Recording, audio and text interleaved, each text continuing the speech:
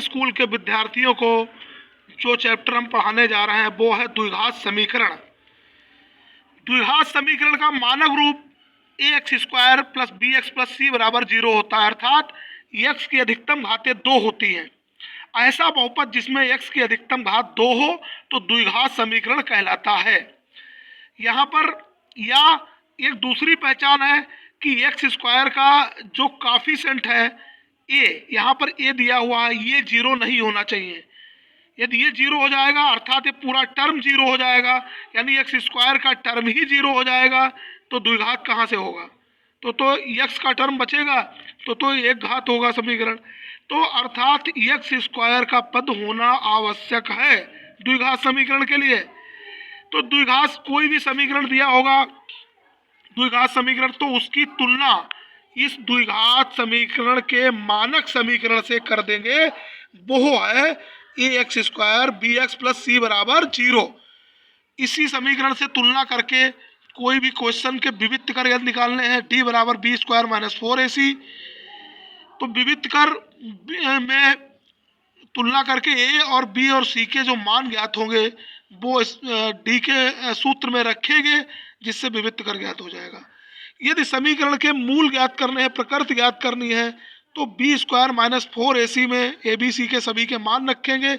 यदि b² minus 4ac का मान 0 आता है तो समीकरण के मूल, यदि b² माइनस 4ac का मान 0 आता है तो समीकरण के मूल समान होंगे, अर्थात उस द्विघात समीकरण को यदि हल किया जाए तो उसके x या y के जो भी मान होंगे वो एक जैसे होंगे, यानी x के दोनों शून्य या दोनों मान, अगर एक मान 2 है तो दूसरा भी 2 होगा, अर्थात दोनों मान उसके समान होंगे यदि b² माइनस 4ac बराबर 0 हो।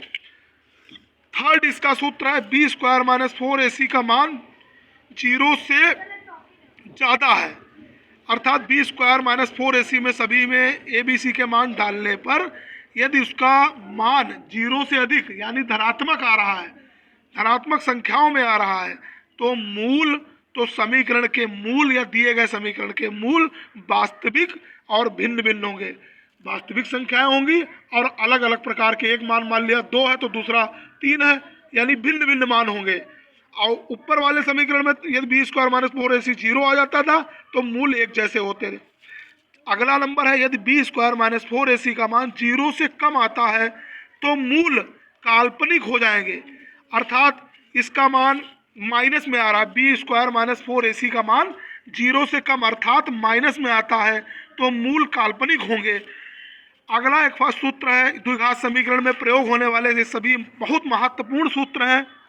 अगला एक सूत्र है मूलों का योग। द्विघात समीकरण में 2 मूल होते हैं, चाहे मूलों को अल्फा और बीटा मान लें तो उन दोनों मूलों का योग यानी अल्फा प्लस बीटा बराबर माइनस b/a, और b और a का मान कहाँ से आएगा? जो द्विघात समीकरण दिया होगा उसकी तुलना ax² plus bx plus c बराबर 0 से करेंगे और उससे b और a का मान रखेंगे तो मूलों का योग ज्ञात हो जाएगा।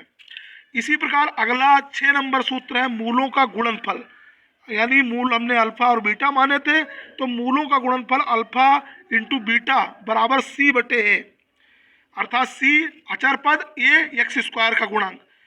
यदि दो समीकरण में यदि द्विघात समीकरण के 2 मूल दिए हों या मूलों का योग या गुणनफल दिया हो तो उससे द्विघात समीकरण बनाना हो तो उसके लिए एक बहुत ही महत्वपूर्ण सूत्र दिया है x² ब्रैकेट में मूलों का योग इंटू x प्लस मूलों का गुणनफल बराबर 0। ये आखिरी है सूत्र, लास्ट सूत्र दिया है 7 नंबर, अर्थात कोई भी समीकरण के बनाने के लिए यदि मूल दिए हों तो उनका योग करेंगे, उनका गुणनफल करेंगे और इसमें डाल देंगे द्विघात के मानक समीकरण में x² माइनस मूलों का योग यानी उन दोनों मूलों का योग कर देंगे इंटू x प्लस मूलों का गुणनफल कर देंगे बराबर 0। इससे एक द्विघात समीकरण प्राप्त होगी। ये बहुत ही महत्वपूर्ण सूत्र हैं विद्यार्थियों। ये आपको द्विघात चैप्टर, पूरे द्विघात चैप्टर को पढ़ने के लिए ये सभी सूत्र बहुत ही आवश्यक है याद होना। तो सबसे पहले आप इन सूत्रों को लिख कर याद करेंगे। अंत में इसके बाद अगले चैप्टर शुरू होते हैं। धन्यवाद।